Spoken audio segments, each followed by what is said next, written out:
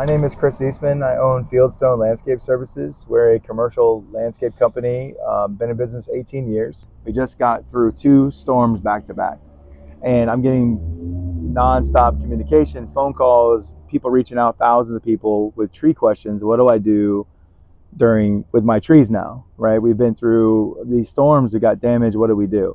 So what I did is I reached out to my good friend John Snow here, and I got him here so I can ask him some questions, and I think it'll help everybody that sees this video. So John, tell them who you are and tell them a little bit about yourself. Sure, thanks Chris. So my name is John Snow. I'm the Senior Urban and Community Forester for Tree Checkup. I'm a board certified master arborist, and I've been doing this for over 30 years. I'm going to kind of give you some pain points that I'm hearing. Sure. And I want you to kind of tell them from your expert opinion what they should do. So the first one that I have is salt. I'm going to properties, I'm seeing a lot of trees damaged and a lot of foliage missing and a lot of saltwater intrusion. What should these people do with these trees? Chris, that's a great question. And I've been getting fielded a lot of those same kind of calls. What do we do with that? What we need to really understand is with these trees, whether it's a large oak or a palm, anything, that salt can actually really cause some damage to the root system of the tree. We need to be monitoring the tree, but it's going to really depend. Did a lot of those roots, are they now exposed? Okay. And maybe we need to go in and, put more soil back in underneath. I've got a project like that right now that we're looking at. Another big thing is really giving the trees the nutrition and everything that they need to get themselves going in that recovery process. So you're saying that there's a way we can save these trees by potentially putting some new soil, fertilizer, nutrition, some way to do it. Is it a wait and see situation with these trees now? Because what I'm seeing, John, is complete defoliation of the bushes, of the top of the tree, and the trees look dead. But I don't want to cut down trees that aren't dead, right? Absolutely. I think you need to take it on a case-by-case basis. It really needs to be carefully evaluated. One of the first steps is really looking at, is that species of tree or shrub, how tolerant is it to salt? Some species, they're not tolerant at all, and they're just going to be cooked. If you have trees like live oaks, are fairly resilient when it comes to salt. And so oftentimes those trees are good candidates for doing treatments. I'm not advocating, hey, let's just go out and blanket treat things. We need to really look at, evaluate things. Part of it's going to be, what condition was that tree in the first place? Was it in decent condition, or was it in really poor condition to begin with? Let's switch gears and let's get to, I think, probably the biggest problem I'm seeing right now is palm tree damage. So Helene got us pretty good with the saltwater side, but Milton just hammered us with the wind. So I'm going to properties and I'm getting people calling me constantly. Chris, I got a palm tree. It looks like a telephone pole now. All the fronds are blown off. What do I do? Are these trees dead? Are they coming back? What's going on? What's your opinion about that? Wow. Again, Chris, this is going to be kind of a case-by-case kind of a thing.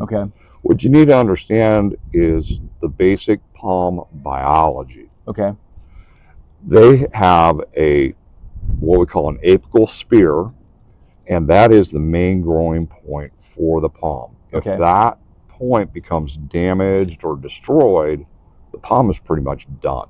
So what you're saying in layman's terms is the middle of the tree at the very top has a spear that comes out of it. If if that spear is upright and still green, but there's no fronds, there's a good chance that tree potentially will still make it. If that is broken or missing completely, probably a dead tree. Absolutely. Got it.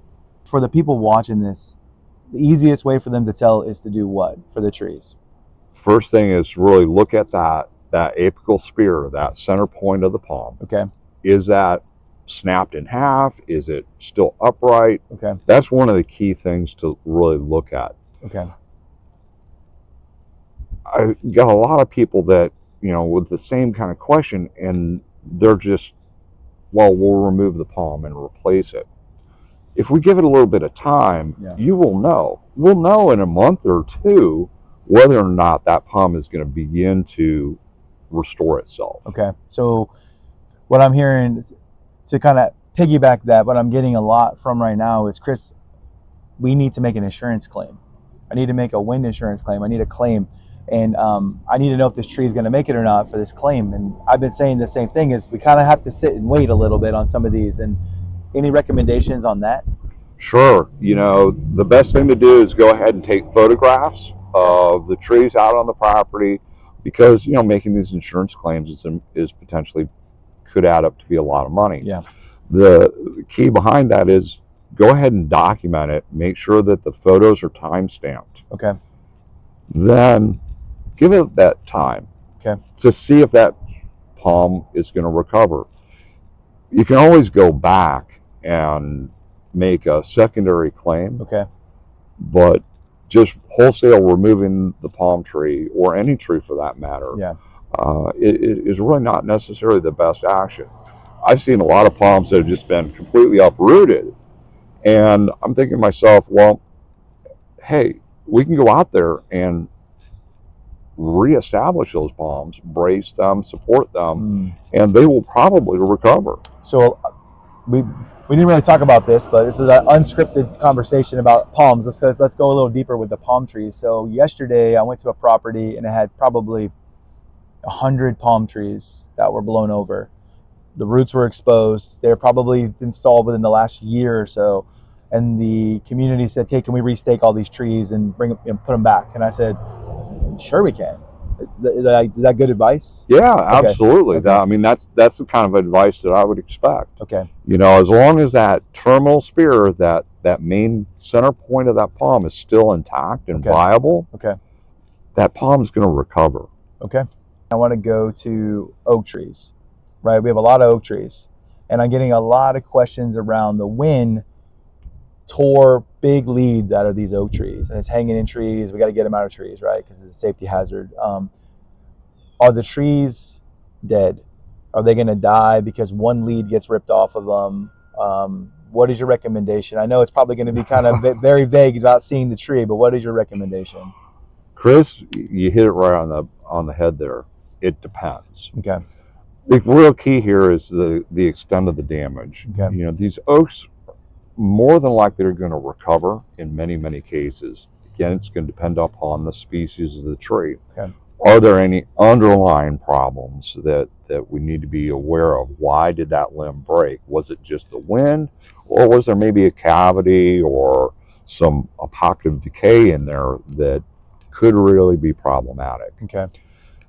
We want to evaluate that, but generally speaking, you know, if a tree lost a main lead, it can actually be recovered. It's just going to require time and go through a process of restoration in order to rehabilitate the tree. Would you consider fertilizing and putting nutrients into those trees to give them a better chance to try to recover? Because, I mean, I went to a property yesterday. I'll give you an example. I would say 3/4 of their oak trees had some form of damage like that. And I'd hate to cut down or have to be forced to cut down 3/4 of their trees. What do you think in that situation they should do? Well, I would start by pruning. Pruning them, okay. If you start by pruning, because the immediate concern is we want to remove any potential hazards that are in that tree, a limb that's going to fall and land on a car or a person, something like that. Yes. Those things have to be addressed. That's the immediate concern post-storm. Then we can look at rehabilitating that tree. That process could entail some pruning, some corrective pruning, some structural pruning, but going in and doing some good fertilization, things like that, is going to encourage that tree to continue to fill out and replace what is lost. You need to understand the biology of the tree. When it loses these large limbs, the first response that the tree has, because that's where all the food is being made, is it wants to put out new growth, new leaves, so that it can continue to feed itself. Over time, we want to go in and train that so that we develop good, healthy structure in that tree. So it's probably what I'm hearing, John, is really imperative to give it nutrition now, because not only did it lose leaves, it lost half its leaves. So it's struggling right now, hardcore. It's going to need a lot of nutrition. What do you recommend nutrition-wise on an oak tree? Again, that's going to really kind of vary depending on the soil type and everything. Typically, what I'd recommend is go ahead and deep root injections, fertilizing the trees. Incorporate some mycorrhizal and bacterial components. Those are beneficial microorganisms that the tree can really benefit from. That's going to begin giving that tree the fundamental building blocks of what it needs. So it's going to be readily available. Part of the problem that we've had is so many of these soils have been super saturated with water. And like you said, in some cases, even salt water. And so we want to provide these trees the nutrients and have that readily available for them. And these beneficial microorganisms will help activate everything as well. This is going to give that tree, when it begins to respond, that ability to actually respond a little bit more, I'd say aggressively, but that's really not the right word that I'm looking for. Okay. So let me ask you this, John. So my goal for this video was to get communication out to the public, because I'm getting inundated, and I'm only one person, and there's probably a lot of other landscapers out there getting inundated also. And my thought process was get this out there so that the people that see this could do something about it on their property with their landscaper or with help. So the people that see this video, John, they're like, man, I don't know if I need that or if I don't need that, or if I don't know where to turn. Tell them how you could help them.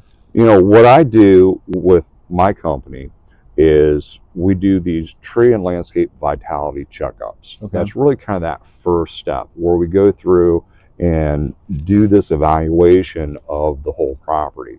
One of our core areas is working with community associations, corporate campuses, you know, larger properties like that.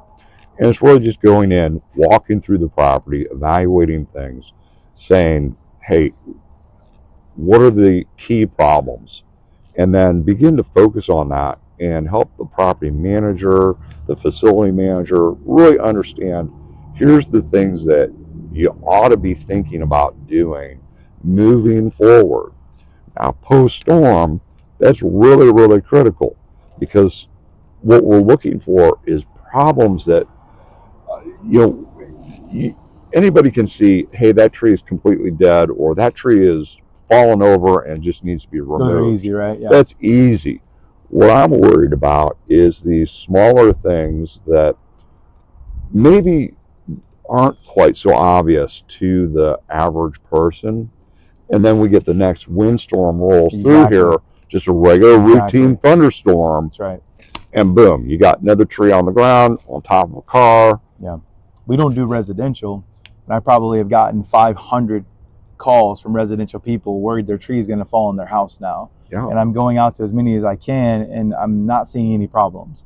And I think people are scared, and people are worried. People care about their homes and their families, and they're worried, right? So that's the biggest thing. You know, people are concerned, and what ends up happening here is, you know, there's this psychological thing. Oh, there's a big tree by my house. That's right. I better get it removed before it falls over, because I'm driving my home and I'm seeing trees on houses, and I'm seeing debris piles, and I'm seeing problems. And I think people are scared because of what they see. Maybe not even what's at their own personal home, but what they see. I know I'm scared for what I've been seeing. Oh, absolutely. And I think, you know, that's a normal human response. But we need to understand, trees have been around millions and millions of years. They've adapted over that time to these storms.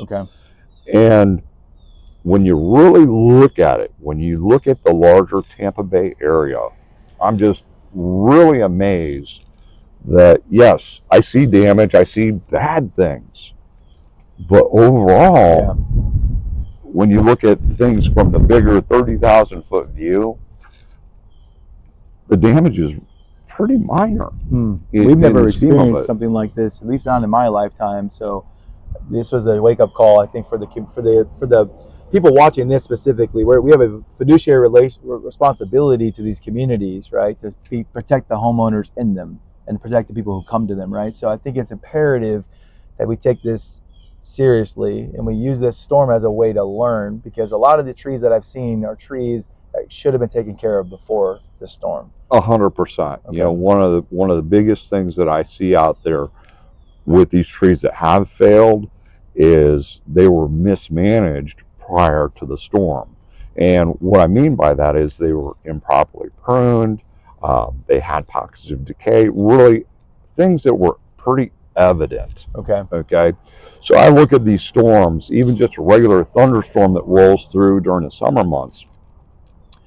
It's basically kind of calling out the weak. And when you kind of think about it that way, it begins to make some sense. Yep. The storm is going to call out the weak. Now, we know if you apply enough force against a tree or a house or a billboard or anything like that, it can fail. Just plain and simple. If we apply enough force, things will break. That's just simple physics. Okay. But the reality of it is when we have these structural defects, these conditions of concern in these trees, those are the things that, you know, good, qualified and trained arborists can identify and help address both before the storm and after the storm. Got it.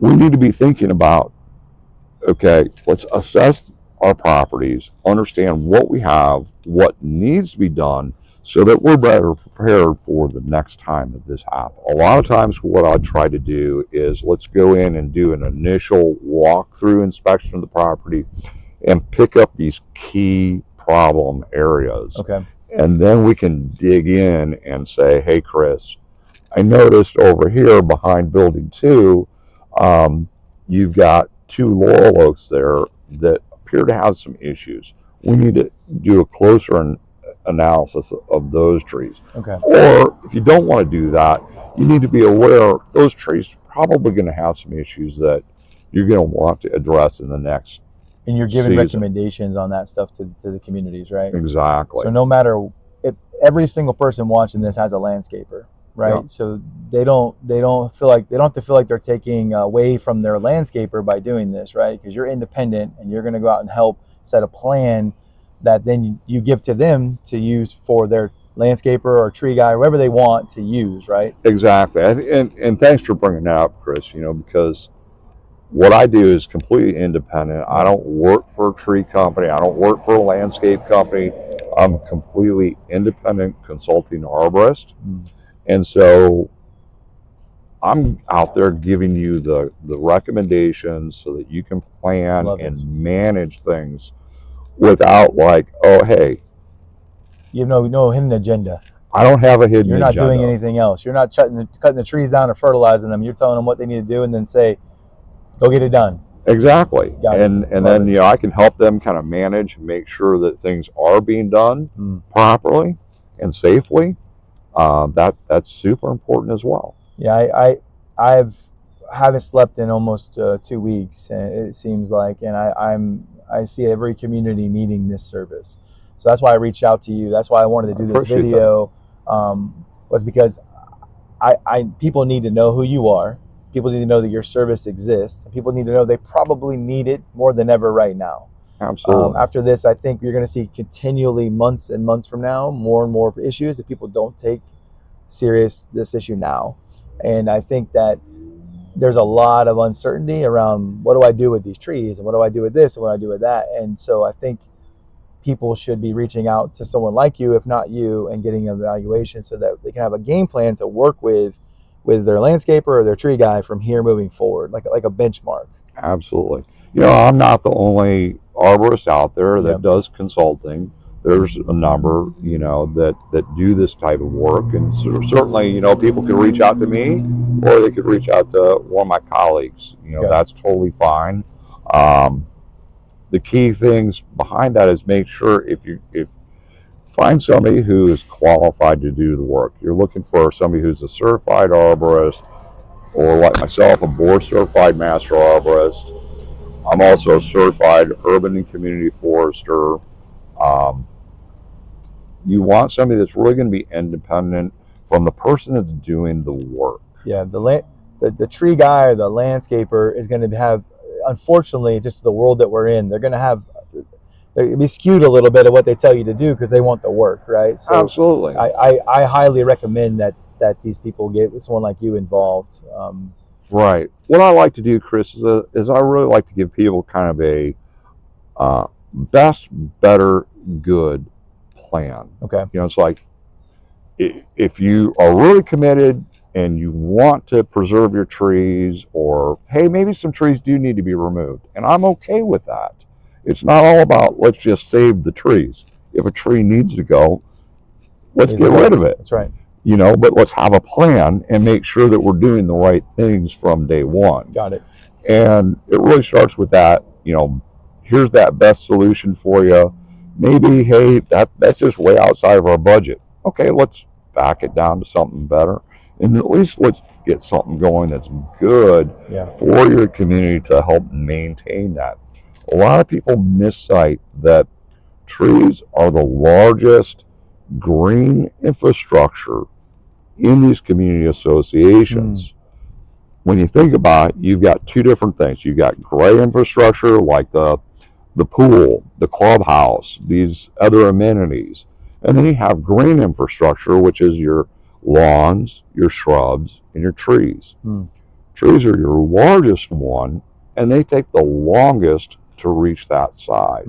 So if we're cutting down a 30-inch tree, how long is it going to take to replace that? 30 years, 10, 20, 30 More years, than that. maybe more, 100 years. I mean, some of these oaks are probably 100 years old, I've seen. They've toppled over. Exactly. And so we need to be really cognizant of that and try to preserve what we can if the trees warrant that. Okay. And in order to do that, you need to bring in a professional that understands the tree biology, the tree health, the tree risk, all these different aspects.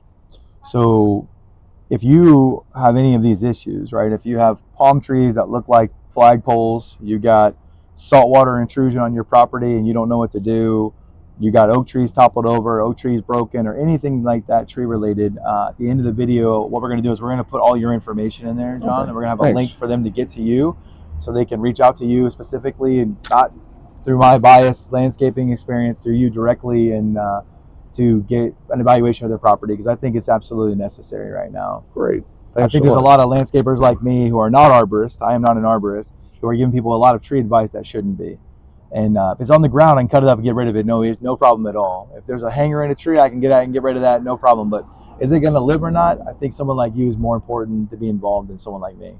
Yeah, absolutely, Chris. And, you know, I think you're doing a great job. You know, people need to understand you and your employees are vital to this whole process. You guys are essential workers. Yeah. And people kind of lose sight of that. Everybody needs to take a little bit of a breath, have a little bit of patience with one another, and really work together on these things and not jump to snap conclusions, make rash decisions. In times like this, we get caught up with our emotions. And I understand that. I get caught up in emotions too. Yeah. But we have to really step back and think, is this the best decision? Well, thanks for your time, John. Really appreciate it. We just wanted to do a quick video just to kind of get some information out there, and we'll link John's information so you guys can reach out to him directly if you need these services. Thanks so much, Chris. Thank you. Have a good day.